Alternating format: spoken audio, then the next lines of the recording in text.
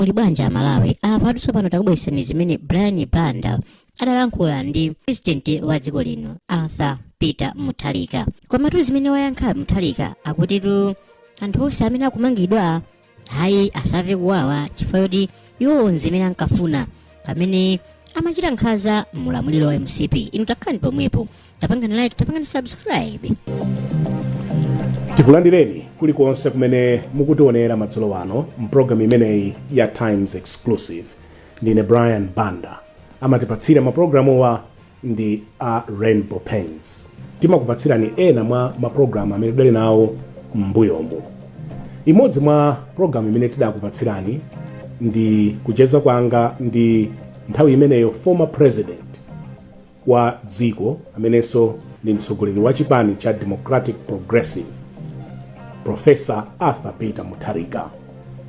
Koma kuyambira pa 16 September, Malawi adawasankha yowa Professor Arthur Peter Mutharika kukhala Head of State and Government.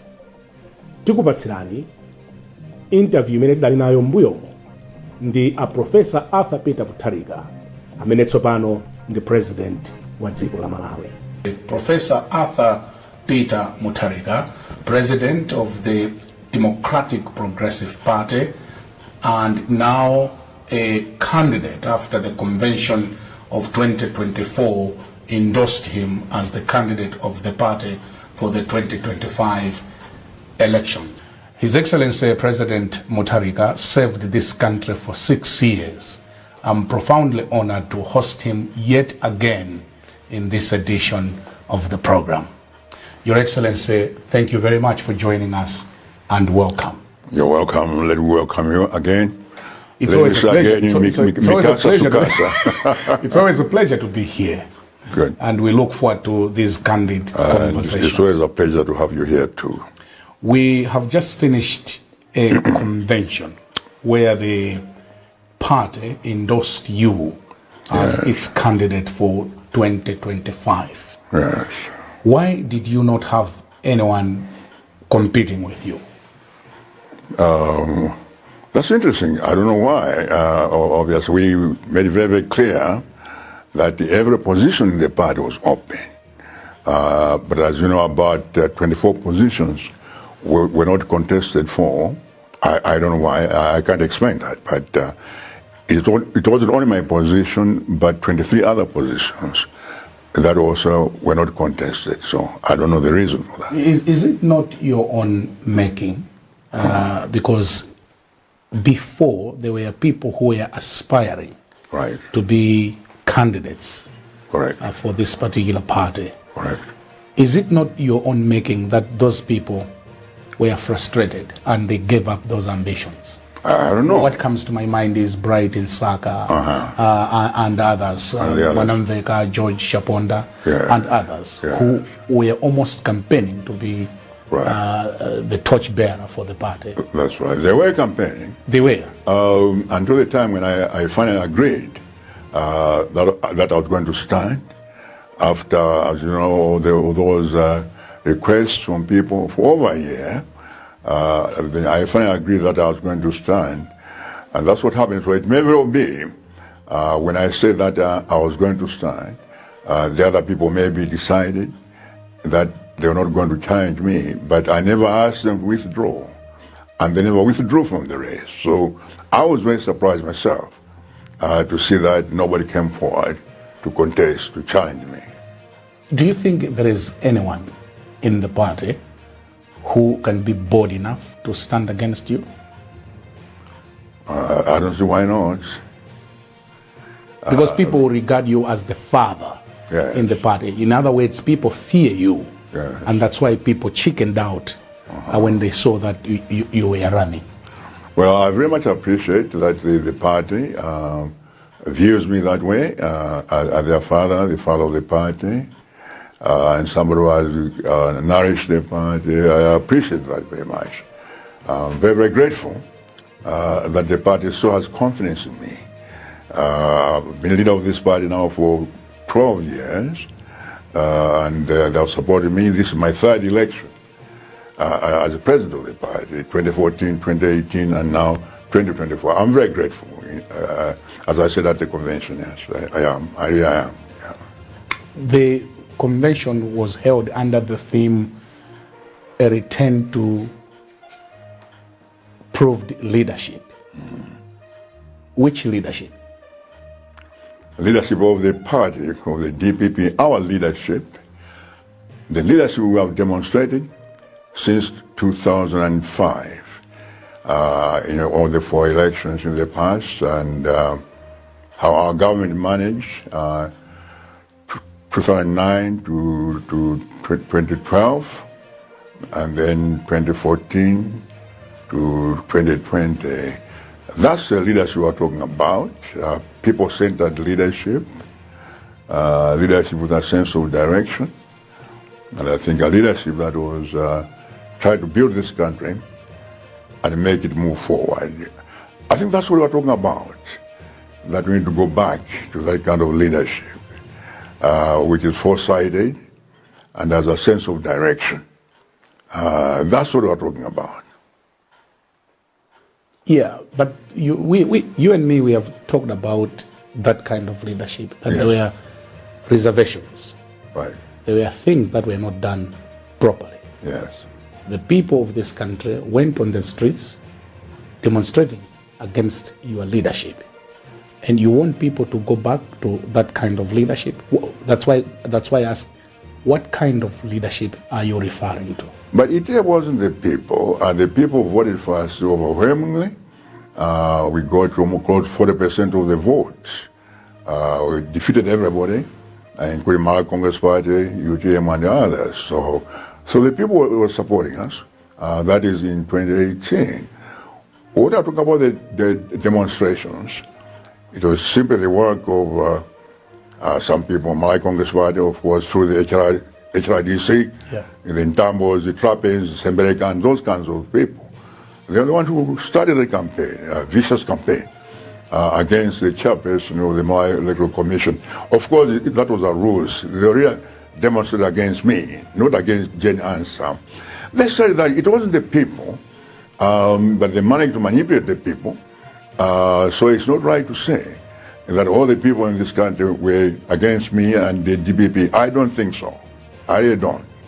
There were things that people of this country were not comfortable under your leadership. Okay, like what? We have talked about it. Corruption, impunity of all sorts. Mm-hmm. We talked about this in our earlier interviews. Before, but you see, as I said last time, where is the corruption? They have investigated us, all of us, for 4 years. They haven't found any single one case of corruption. Why haven't they prosecuted us if in fact we were corrupt? So your government was not corrupt? No, it wasn't. That's what I know. It wasn't. So can you find any cases of corruption? Can you think of any yourself? Yes. Which one? The cement gate, for example. The cement case had nothing to do with corruption. A cement case was not corruption. Do you know what corruption is? Corruption is getting a benefit of some kind in return for some kind of favor. That's corruption. The cement thing, we have gone through this before. Yes.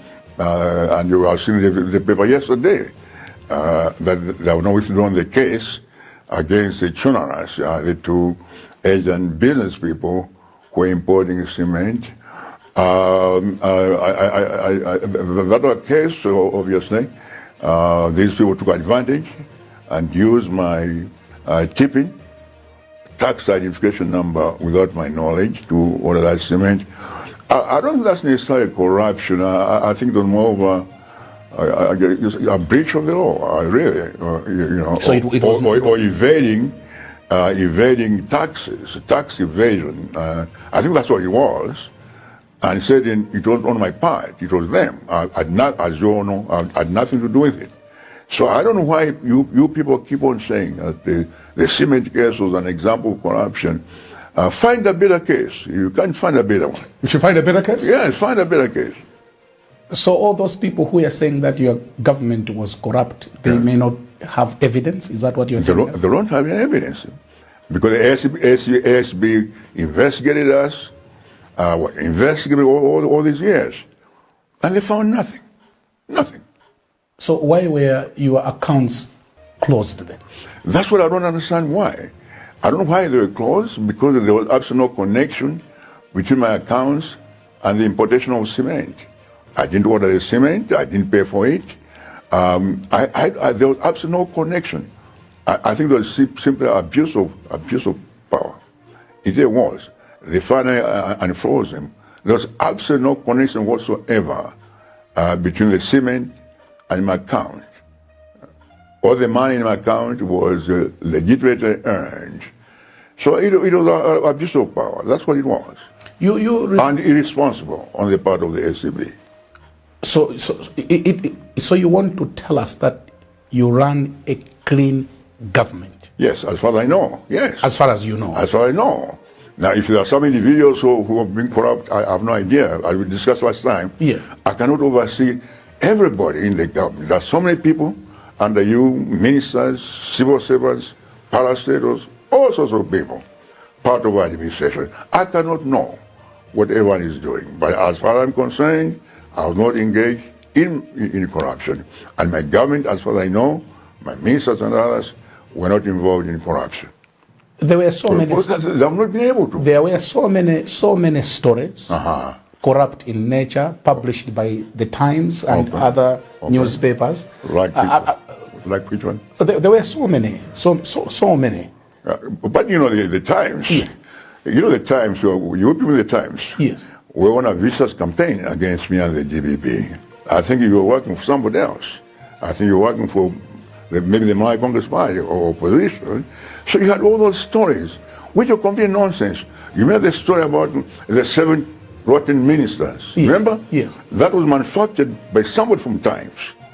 Someone from Times, I won't mention his name. Okay. But someone from Times, a vicious person, he's the one who manufactured, there were 7 rotten ministers. There was none. They never found any 7 rotten ministers. Who was manufacturing this? Somebody from Times. I think you know who is. No, I don't know. Wow. For those that are watching us, Find out. You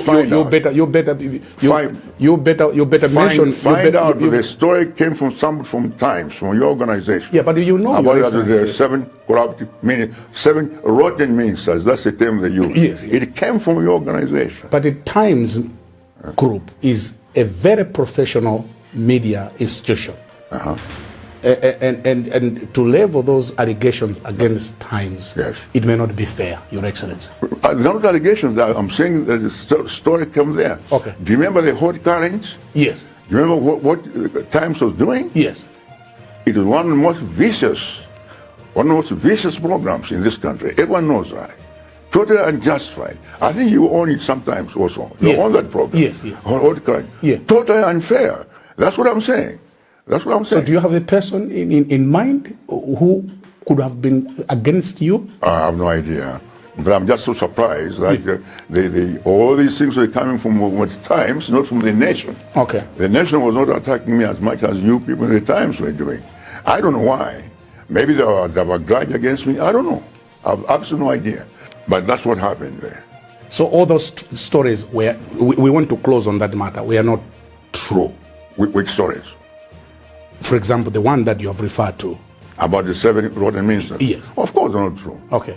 But we asked them to name the 7 rotten ministers. They never did. And it turned out it was false. It was just purely something that was fabricated.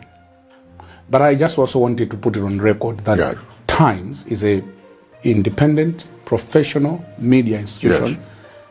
Yes. It doesn't get orders from anyone. I just want to put that on the record. You might have maybe an issue with someone who worked at Times, who probably did not like you. Yeah. But I think we wanted to separate that. Okay, I'm glad you're professional. I think it's getting better now. I think it's better than that time. Yeah. Certainly, I cannot say the hot current was not professional. It was absolutely. If ever there was something unprofessional, it was that program, Hot Current. Okay. Which you were on that program at some point. It was completely unprofessional. Okay. So now I'm glad that you are now becoming more professional. And I want to congratulate you for that. Thank you very much. Now we are now speaking the same language. You are welcome. You talked about Jane Ansah, the former chair of the Malawi Electoral Commission. Yes.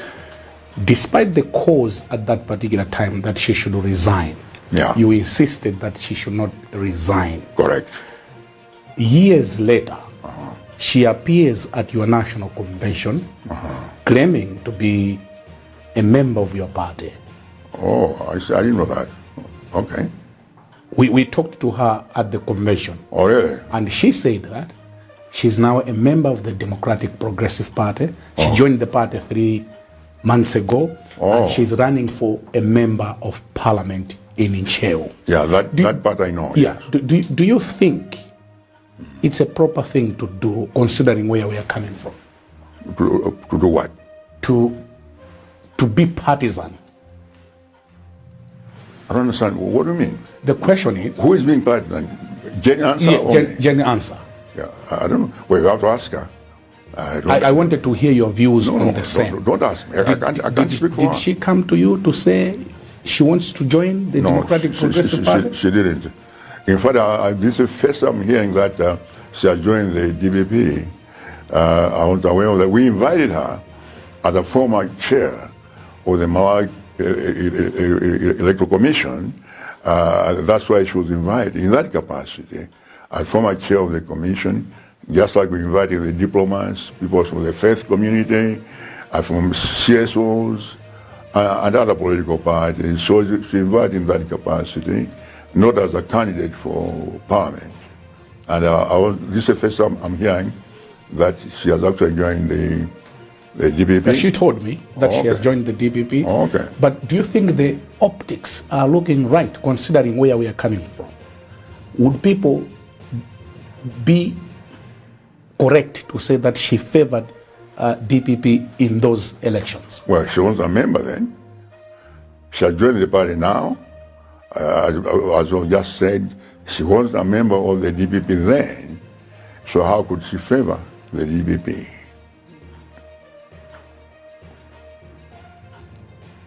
It's a question that I wanted you to answer. No. I'm saying, how did she favor the DPP? I don't understand the question. The question is very clear. This is someone who was a referee in an election. Yes. 5 years later, she declares that she's a member of your party. Did you benefit in any way from her as chair of the Malawi Electoral Commission? Oh, of course not. Obviously, she was not a member of the political party. But people do change. You have people who were one time ministers and preachers or clergymen, and they decide to go into politics. We have people who have been judges, and they decide to go into politics. We have people who are academics or business people, they decide to go into politics. Those are personal decisions people make about their own lives. I don't see what the problem is. I just don't see. I think I've got it completely wrong to even surmise or imply that there's something wrong about somebody changing their career into another one if they want to serve in order to serve this country. I don't see what's wrong with that at all. I really don't. We saw the presence of the United Democratic Front, UTM, and AFOD at the convention. Yeah. What should we read, us watching from a distance? No, we just invited them. We invited all political parties, and we invited various groups. We invited the churches, Catholic Church. We invited civil society organizations. We invited the diplomatic community. We invited all people. They're all part of Malawi political structure, and we invited them to witness what we're doing. That's all. And we have done that before, actually. This was the first time. It's not very normal. It happens elsewhere. It's just in this country that people see that when there are different political parties, you see each other as enemies, not competitors. So that's a problem. We want to get over that. So we invited all political parties. In your speech, Your Excellency, you said that President Chakwera and his government have failed, and you quoted a verse in the Bible, and that his kingdom is going to be divided by these 3 or 4 political parties. What point were you driving home? What point was I what? What point were you driving home? No, I was quoting the Bible. That I'm very fond of that particular one, Daniel 5 verse 25, and then it says there in the end, it says that your kingdom will be divided between the Medes and the Persians. Made in the Upper Sea in Kichewa. So what I was saying was that to complete the narrative, that's why I say that after that your kingdom has failed, mwaesopa mieso, mapesa kuti maperera ufumano za gawidwa apakati pa DPP, UDF. Ndimangoni akuti as narrative, mwanachita mbane bokuti ndimalize version. That's all. There was no implication. Mafuku ndimalize version kuti naka narrative ni nsaimise hapa ibilo kumapeto. Kuti ufumano za gawidwa pakati pa DPP, MCP, no, I'm sorry, DPP, UDF, Afford and UTM. That was all really. There was nothing to it really. Not kuti mukambirana. No. This one is No. As I told last time, that we even the other political parties have said the same. I know Mr. Chihana has said that they are going on their own. I think UDF has said the same thing. I know UTM last week, I think the publicity secretary there said the same thing, that they are going on their own. At the moment, that they have no intention or they have no thoughts of actually partnering with somebody else. And we have said the same thing because we know, according to our survey, and that's a very professional survey, that if elections were held today, with all the political parties, would get about, I think it's 57.9%. The Democratic Progressive Party? The DPP on this one, And this is a very credible survey, then done by really, really serious professionals. That's what's on the ground there, and I believe it's accurate. So we can, in fact, win on our own. Whether there will be alliances or not, that's for the future. We'll see. The campaign hasn't even started. Some of these parties have not even had conventions. I mean, the parties in opposition except us. The others haven't yet had their conventions. So we'll see what kind of leadership comes out of those conventions, and then what their thoughts are about possible cooperation, alliances, and so forth. You know, in 2020, we partnered with UDF, you remember that? So, you know, it depends on the dynamics at a given time, whether you should partner and who you should partner with and on what conditions. All those are things that you have to decide as the political landscape develops in the next several months. You came on that podium during the convention, energetic, full of confidence that you win 2025 polls. Correct. Where are you getting that confidence? I'm getting confidence because I think over our record, I think people know the kind of problems that the country is facing. The country is also moved towards self-destruction. It's there. It's obvious. You know, the hunger, the bad economy, the poverty, all those things, the oppression that's taking place now, the violence, all those kinds of things. I don't think that's what Malawians want, really. I think what Malawians wanted in 1994, 93, 94, when they opted for multi-party democracy, that's now being reversed. It's clear it's not being reversed. I don't think Malawians want to go back to the 31 years of one person or one party rule. I don't think so. Malawians who chose freedom, personal liberty, democracy, and economic justice. I don't think so. That's what Malawians opt, or tell our story, We'll go to the people, we'll explain to them what our agenda is, our thoughts about this country, and what our record was, and let them make a choice. If they make the same bad choice as they did before, that's too bad. It's upon them. But I assume that after what people have gone through in the last 4 years, this time, I think people have grown wiser, I think, and I think they have voted wisely and responsibly than they did last time, 2020. Munatsekulira msonkhano mwamphamvu Yeah. anthu anayamba kuvota chifukwa chani simudabwere kudzatseka msonkhano? Mukananya chairman, paraizina zake there was an urgent matter. Ndagwizana kuti ndisabwerere to complete the assignment that I had. And then I gave my speech, and after speaker, I'm going to point you one hour and go. But that's what it was. I don't really know why people, and it's not people at DPP, most of the people from the other side, I don't know why they're so concerned about it. Makes it a big thing. Is there a law that if you open a conference, then you must close it? Can't you ask somebody? Can't you delegate somebody? Yeah, this was one of your most important functions. It was. Where the candidates, Yes. Where the party was endorsing you Correct. as its torchbearer. Correct.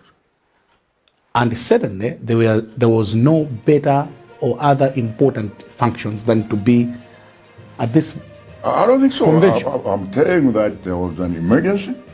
What emergency? Your I Excellency? can't tell that. You can't tell us? I don't have to tell that. Well, no, do I have to tell anybody in this country? But you can tell me. No, not at all. You can't tell me? Absolutely not. Absolutely not. Because Skipping- you have no right to it. Okay. There's no. I don't owe you any explanation. What about your For what I what about your followers, the DPP followers, Yeah. who were waiting for you on that Monday Yeah. at Comesa Hall to close your very own convention? Oh, they're waiting for me? Yes, because the program showed that you would come and close the function. That's right. And you didn't show up. That's right. And I've told before that the chairman released me, I think about 5 o'clock. We waited, they were going to vote, they started about 3 o'clock. By 5 o'clock, they had not even started yet. Yes. And it looked like it was going to take a very long time. So the chairman asked me that maybe it was important that I leave, and then they'll call me later when they were completed. Yeah. And so it went on until very, very late. And then by the time he called me, I think it was like 4 or 5 in the morning, there was another matter that was involved. So I told the chairman that, look, we have this situation, can I delegate you to do this? And the chairman said yes. And he did that. But that's all. But if somebody doesn't like it, it's too bad, I'm sorry. But I'm not going to apologize to anybody. Because there was an important matter, and this is such a trivial matter to begin with anyway. It's pettiness. The trouble in this country, Brian, Yes.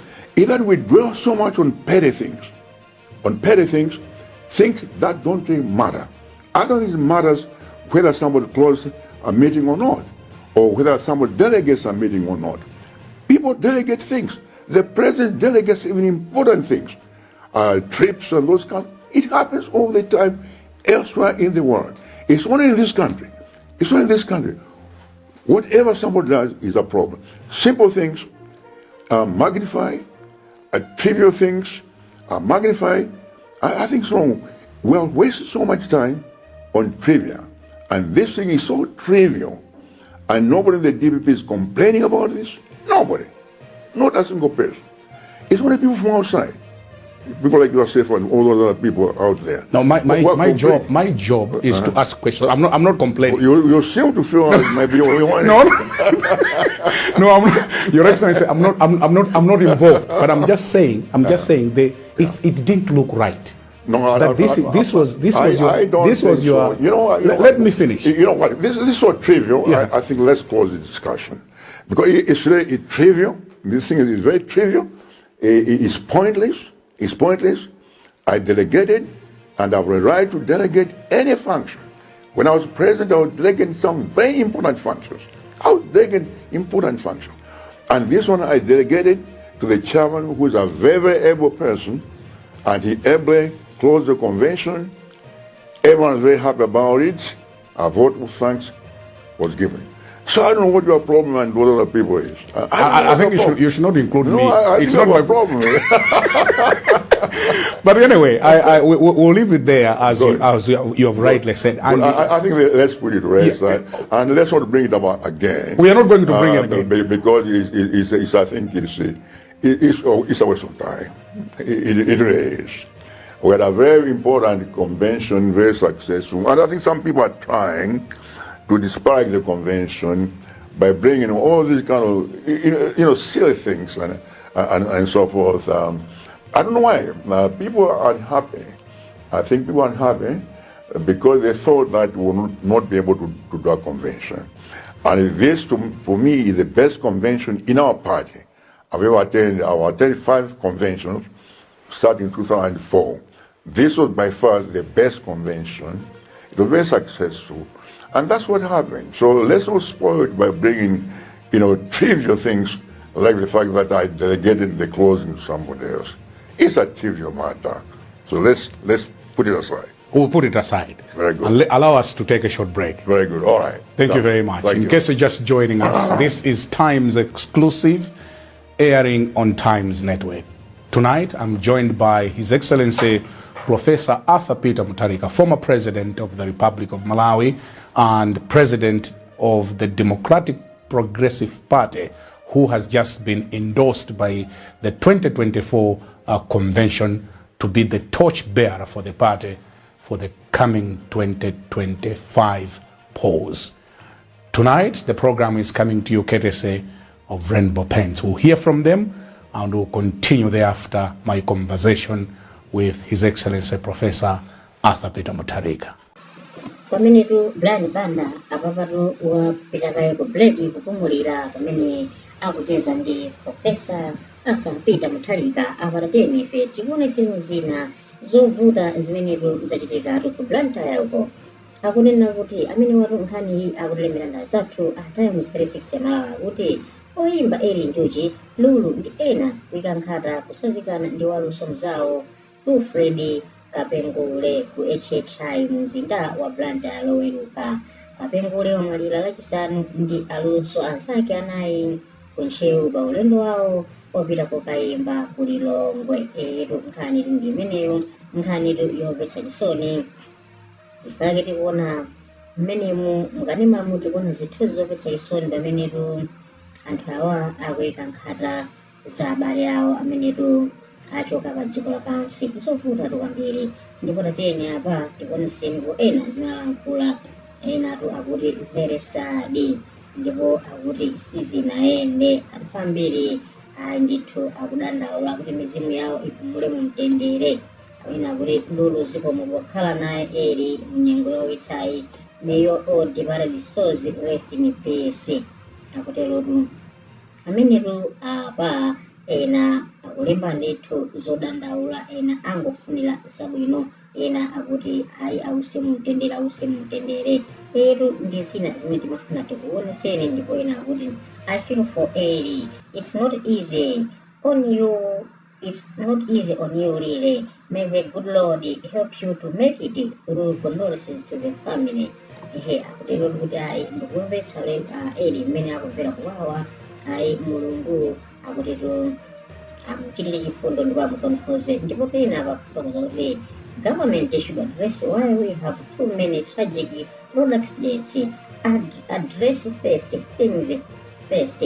Poorly trained drivers, poor road traffic regulations, poor road traffic enforcement, poor car safety checks, poor road conditions, outfit cars on poor roads, a recipe for disaster. These tragic incidents will repeat themselves if we sit idle and address nothing. Condolence messages don't bring back precious lives lost.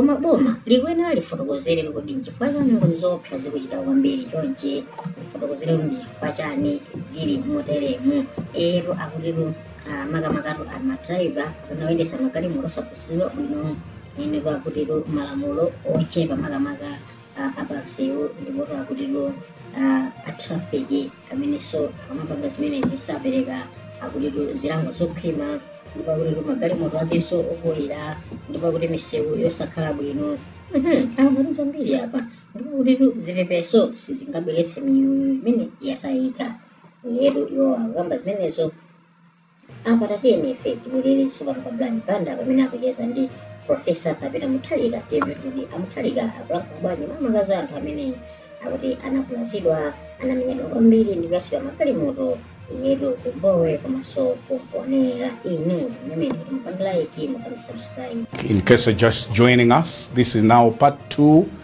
and our final part for the conversation that I'm having tonight with His Excellency Professor Arthur Peter Mutharika, former President of the Republic of Malawi and DPP torchbearer for the 2024 presidential elections. Welcome back, Your Excellency. Thank you. There are others out there still worried that at 84 you may find the campaign tiring. We have discussed this before. I know. But this issue keeps on coming. I know. What assurances would you give me and the people watching us tonight that you are up to the game in as far as campaigning is concerned? Now, first let me say that this concern is really coming from our enemies, not our party. The party, they know that I'm 84 years old, and they still ask me to come back. You know the whole story the past year. Yeah. They knew that. So the people who are saying this, not people from DPP, it's people from the opposite camp, simply because they're afraid of my candidacy. That's what it's all about. They're afraid of that. So let me say that. Now, coming back to assure people, well, obviously I cannot assure people about the future. Yeah. Nobody knows what will happen 5 minutes from now. Yeah. All of us could drop dead 5 minutes from now. Yeah. But as I told you last time, at the moment I feel very strong. I have absolutely no problem. Why do you think? Physically and mentally, I have absolutely no problem. I can compete with anybody. Physically and mentally, anybody of any age. So I feel fine.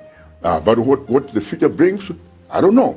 As I said to you before, at the Page House, that if I reach a point where I know that I cannot physically, mentally do a campaign or run the government, I'll resign. As I said before, I have absolutely no intention of embarrassing myself or my family. Absolutely no intention. I will discuss all these things with my family, and they all agree to support me, but I have absolutely no intention of embarrassing myself if I feel I cannot do it. I agreed to do it. I thought through very clearly, and I was convinced that I can do it. I didn't say I feel very strong as I did before, both physically and mentally. So I really have no problem. But, you know, on this age thing, have you heard of somebody called Lucius Secretarius Cisnatus? Have you heard of that person? No. I've never heard of him. He was a Roman general in 1458 BC. At that time, Roma was under severe attack from enemies, and Rome, then it was a republic, and Rome was about to be destroyed. All the generals, all the young generals, failed. They could not defend Rome. So the people, the Senate, passed a resolution and invited this gentleman, Lucius Secretarius Cisnatus, who was a retired farmer outside Rome. He came, agreed, took over the army, and within 16 days, Rome was saved. The enemy was defeated. 16 days. The other generals have been fighting for 4 years. For 16 days, he defeated Rome. And the people were so grateful. that they wanted to make him a dictator. He refused. He went back to his farm. Do you know how old he was? He was 89. He was 89 years old. You can check it. You can Google it. So you are our own senator? That's right. So what I'm saying, Yes. what I'm saying is that, each person is different. Each person is different, and obviously this man was able to do what the younger generals could not do because of his physical and mental abilities. So it depends on the person. In any event, I don't really understand why the people in the other camp, it's other people in the other camp. Okay. Because my party asked me to come back and endorse me. So there's no problems with that. It's the opposition, the stuff from my Congress party, who are starting this kind of thing. You see some of the writings by some of the hired people. You saw the articles in Nyasa Times and so. You see, it's them. Now, why are they so concerned about it? Why are they so concerned about my age? Why? Because at 84, Yes. the president of the United States, Yes. Joe Biden, Yes. has given up, and he's only 83. That's right. He has given up because obviously I think there are some problems there. Okay. But what I'm asking you is why are they so concerned about? Because the people, my supporters, Yeah. the people in the DPP are not concerned. But it's the people in the opposite camp who are concerned about my age. Why? What's their problem? Since when were they concerned about my welfare? Since when? They've never wished me well before. Why are they so concerned about me now? It's simply because they don't want me in the race. Because they know I get in there, they're out. I can assure you this. We'll confirm this in September, on September 17th. I'm in that race, they're out. They'll be defeated. I can assure you that. And they know it. They know it? Oh, yes, they know. Oh, they know. That's why they try to do all this rigging and so forth with mumbo jumbo registration nonsense they're doing now. That's the only way they can win. Because they know state fight, they can't win. Never. They can't win. And in 4 fights, I've beaten them 2014, 2016, 2018, 2020. Me and MCB, I've beaten them each time by over 5% margin. And they know it. And nothing has changed. So it's a ruse to simply discredit me and try to run me out of the race. If they think they can intimidate me, they don't know me. They don't know APM. I'm sorry. People mislead APM. They don't know me. Nobody can intimidate me or run me out of this race. Never. So they're wasting their time. They better shut up and stop talking about it because I'm not going to pay any attention to them, and my party is not going to pay any attention to them. So they're wasting their time. Let's talk about the succession. Yeah. Do we have DPP in the absence of APM? Yes. We do? Yes. Okay. Of course. Of course. You saw the elections. Last week you were there. Yes. You saw the enthusiasm. You saw all those people competing for all those positions, except those that were not contested. But you saw people there, enthusiastic. That's the DPP. DPP is all those people there, the governors, the regional people, and the ordinary people, and others who competed for various positions. Oh yes, oh yes. DPP can exist and has always existed without APM or the Mutharikas. Because it has always been led by the Mutharikas. Well, so far, yeah. Yeah. So That's far. why I'm asking that. Do we have the DPP without the Mutharikas? I think so. Okay. And what are you doing? I think You told the convention that this is your last convention. Correct. What are you doing in grooming your successor? And who have you earmarked? Do you think we have to groom our successor? I mean, this is not a kingship. This is not a monarchy. It's a democracy. Okay. You can't groom a person. No. You might have a preferred candidate. People, I don't.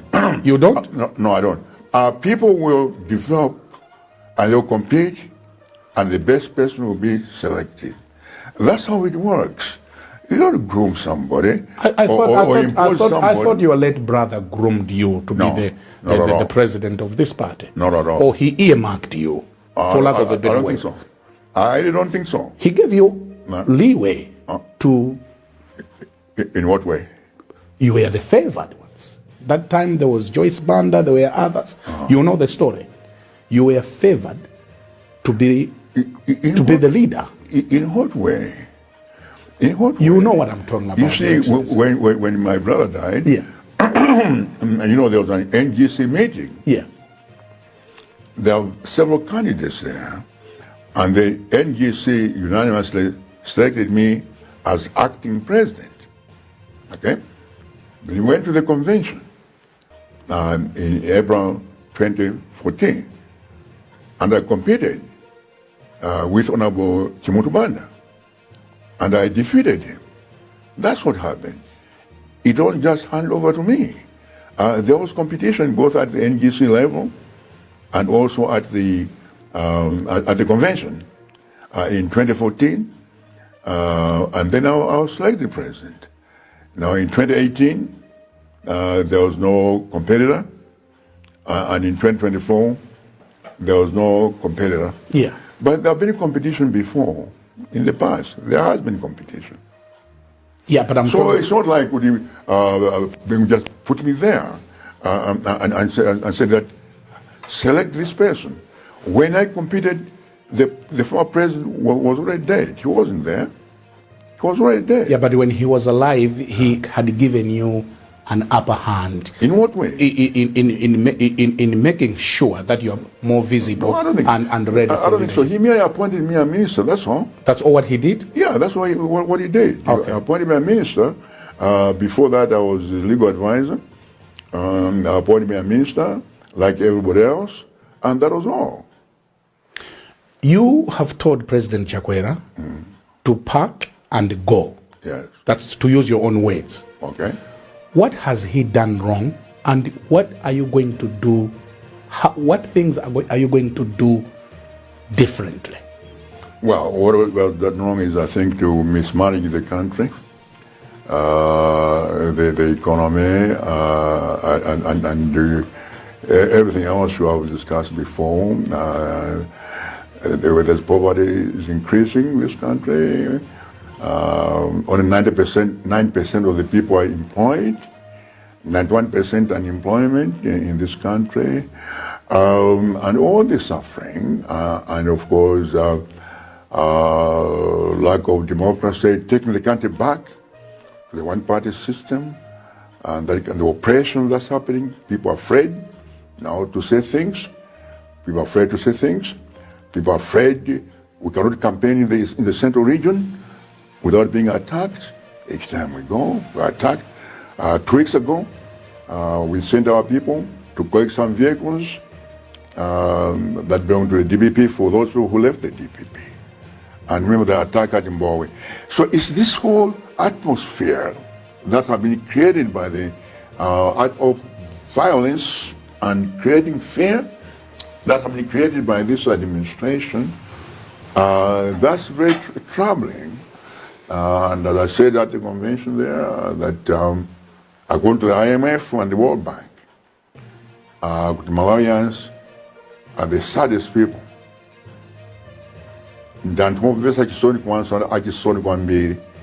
People are very happy here. In the index, my saddest country in the world. Now, it's a job of the people to create conditions that will make people happy. That's why in the American Declaration of Independence, 1776, remember they say 3 things: life, liberty, and the pursuit of happiness. Those are key elements that government must pursue. Life, protect life, liberty, and the pursuit of happiness. Make sure that you create conditions which make people have a happy life. That's the job of the government to do that. The government has failed to do that in this country. People are unhappy in this country. Very, very unhappy, very sad. And that's what we need to change to get away from that. Well, there's so many things I've said. The economy has got to be recharged. Now, and I know the government has adopted the so-called ATM strategy, with agriculture, transport, and the mining. That's good. That's commendable. But they've completely ignored manufacturing. Industrialization. No country can develop without industrialization. If they during the Industrial Revolution, we started in England in the 16th century. They started using the rivers and so forth, put pumps there, create things, fertilizer, use their streams and all those things to develop the country, create, manufacture things, make things. We've got to start making things in this country for export. You see, because the mining, agriculture, all those things we're going to be doing, they're very much import intensive. They depend on importing out of things. Now we need to counteract that by beginning to manufacture things. So we need exporting. We need to look at restructuring the debts. The debt is unacceptable. When we left in 6 years, my government incurred a debt of 2.6 trillion in 6 years. These people in 4 years, 18 trillion. The debt is unmanageable, cannot be managed, cannot be sustained. So the government needs to find a way of, in fact, restructuring that and managing that debt. So that's one aspect. But also look at our resources in this country. The lake, for example, Lake Malawi. Lake Malawi had 400 different species of fish, more than any other country in the world. Everything is here. Tuna fish, salmon, mackerel, scrod, crawfish, whatever, it's here. Salmon, everything is in here in this country. What we need is, in fact, to develop, find a way to develop our fisheries industry. Develop so that we can fish some of this fish. Some of it is underground. We can't reach it. Down to the bottom of the ocean, like scrod and so forth. Those normally at the bottom of the ocean. We need to find, import technology and so forth to get that fish out. Now, with the kind of fishing we have in this country, amount of fish we can export to the rest of the world and make a lot of money out of forex. Now, we're exporting fish from Zambia, exporting fish from other countries. We have no business exporting fish. We have more fish here in the lake than any other country in the world. We cannot do that. We are simply have got milk. The other day I found milk being imported. We have livestock in this country. Why can't we use the cows and the goats in this country, milk them and turn that milk and add value and export some of it, or at least not have to import milk to this country? So those are the things we've got to do. And talking about the lake is the greatest resource in the world. And we can do so much in this country if we can utilize this lake properly, invest in the lake activities, sporting, all sorts of activities on the lake. And that will bring out of people in. So what I'm saying is we need to think, look at our economic policies very carefully, our fiscal policy, and finally, saying about cutting spending also. In addition to borrowing so much, we need to cut spending in a very serious way, as we did during my time. We need to cut spending. We can save a lot of money. We need to stop wasting resources like useless trips, both international and domestic. Both consume a lot of forex. Even domestic ones consume a lot of forex because they are using fuel, and that fuel is being imported, and it's forex. So we need to do that, and I think we need to get away, especially on the import thing, start manufacturing, for example, fertilizer, cement. We should be able to do those in this country. It's importing, but they're very expensive. But why didn't you do it, all these things you're talking about, when you were in power? We started. You started? Oh, yes, we started. We started negotiations. I personally met Mr. Dangote. I personally met him at St. James Palace in London. We had about 30-minute discussion. I want to bring him here to come and invest in this country in cement. We started negotiations. So it's not, and on the fertilizer, we started negotiations with the governments, various governments in Morocco. They have so much sulfur there in the Sahara part of it, the Spanish Sahara part of it. And we started negotiations. We're talking with the Taiwanese on fertilizer since Bengu's time. But these things take time. But we started. What I'm saying is we need to start. I'm not saying that these things can be done instantly. Of course not. It takes time. You need to find funding and so forth. But we started in that direction. That's what I'm saying. We're going to start going in that direction. That's what I'm saying. What program? That's what I was talking about, fertilizer, actually starting a fertilizer plant in this country. That's why I was negotiating with all these people in all these countries. And what we'll do, I think, is to find a way of setting locally manufacturing fertilizer. That's one way. Or also move to other forms of inputs like manure.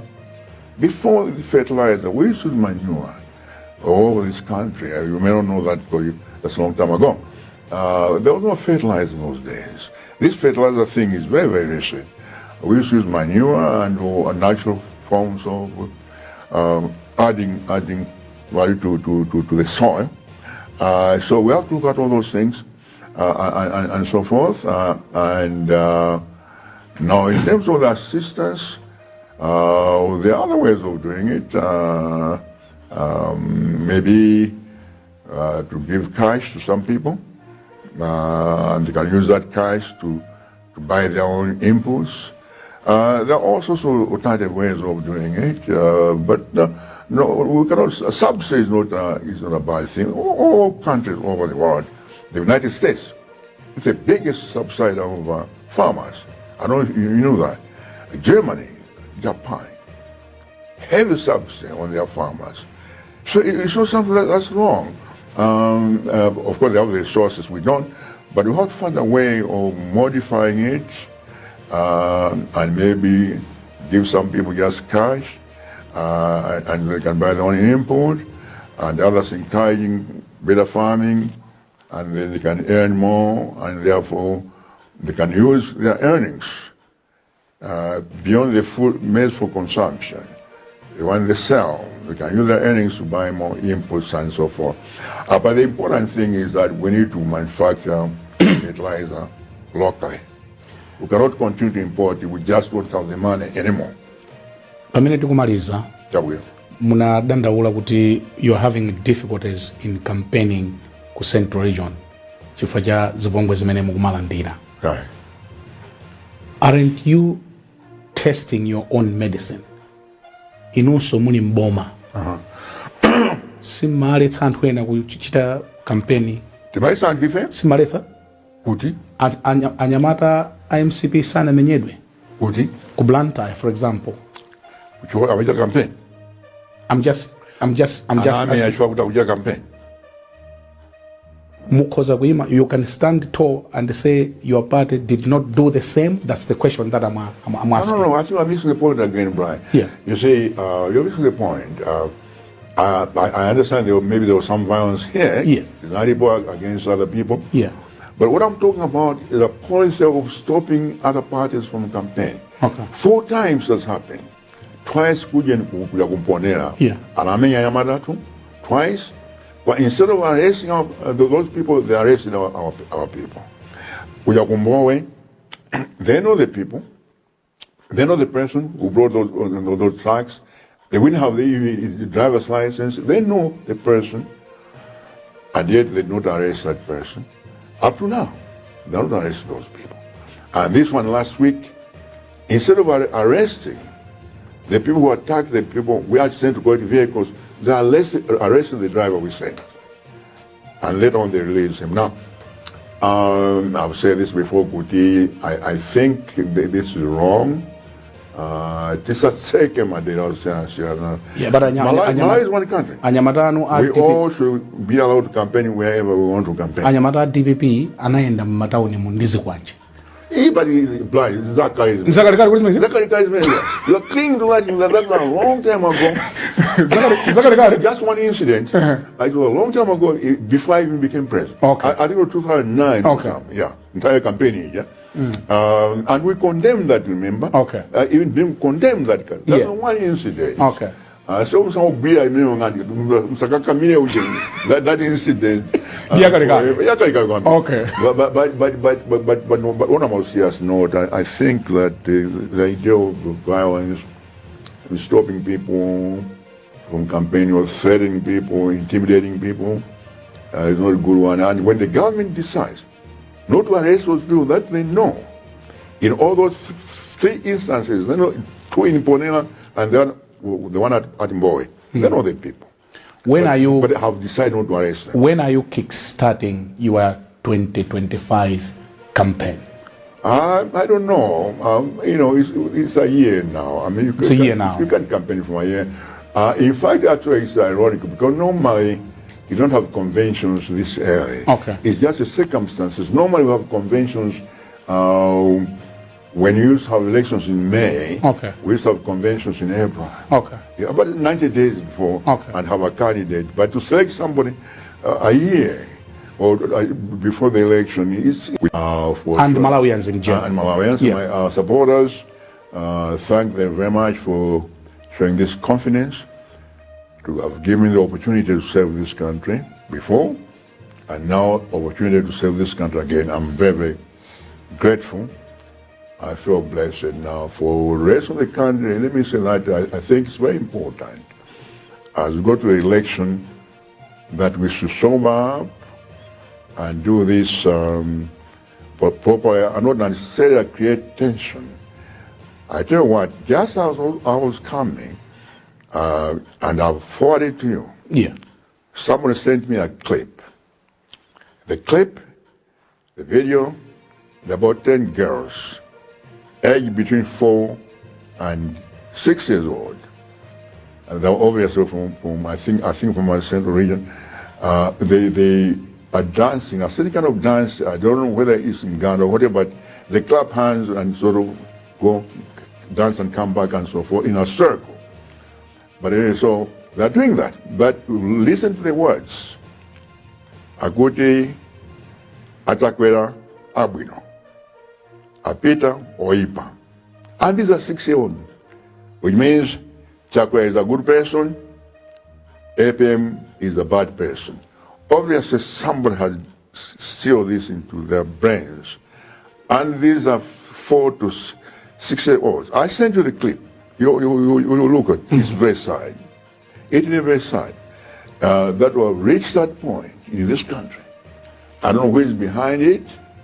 But I don't think any job or getting in power is worth ruining, poisoning the minds of these small children. It's pathetic. And whoever has done this, shame on them, they better stop it.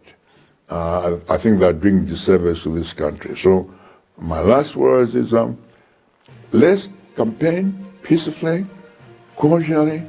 This sort of war is competition, and let the will of the people prevail.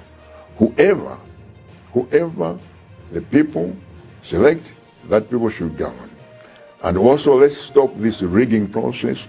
You have seen the numbers. You have seen them, I'm sure it will come out today. Ridiculous. What has happened in the central region? Totally ridiculous. Raising 3,000%, and you go to show 12%, 20%. It's pathetic that somebody is trying to destroy the democratic system by deliberately manipulating the figures, the registration figures. And that's a shame. That's a shame. I think we need to stop this.